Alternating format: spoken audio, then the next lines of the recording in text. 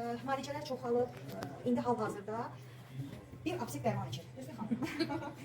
Bir mədəsində də problem yaradır o dərmanlar, molekülər dərmanlardan söhbət gedir, apsik dərmanlardan söhbət gedir. Hansı ki, heç bir qan dövranına uyğun olmayan kalsiylar tamamilə içib, indi soruşdum, kalsiy hal-hazırda qəbul eləməyib. Amma əvvəlcədə qəbul eləmişsiniz deyəsən kalsiyları, o da elə də təsir eləməyib, amma mədəsini koruyur. Yəni mədəsində problem yaradır. Qastrit.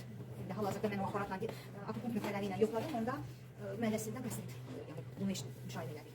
Hal-hazırda xanımda artrit artrozdur və müalicəsini bu gec aparatıyla inşallah incidir. Ama incitməlidir. İndi birazdan ikinci sitkiyə qoyandan sonra inciləcək. Qalqırasa? Yox, üstəlik keçsin sonra. Qan dövranı düzəlsin ama sonra.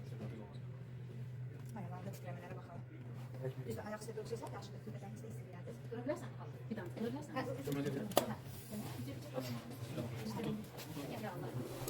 Hangisi? İşte mesela 3 tane alayım. Aramız arasına koyun. Yerler var. Yerlər var. Bəli, bəli.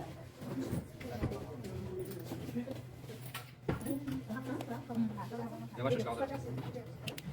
Bütün bədənimizdə istəyirlərdir.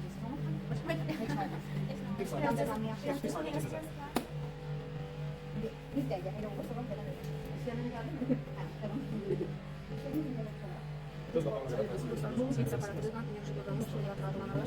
Sınır qan dövranını yaxşılaşdırır. Qanın qəbul hazırda şişmələri görürsünüz. Buna görə bu aparatdan istifadə edərək çox rəqəmlər istifadə edib. Buna heç nəticə yoxdur.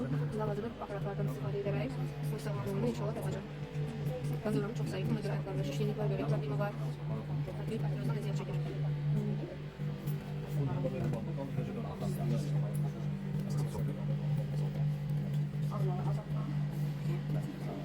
Xanımız kalsiyarlı eləyəndən sonra, mümaşaşının xəstəliklərini eləyəndən sonra, hadisə kazanı qəbul eləyəndən sonra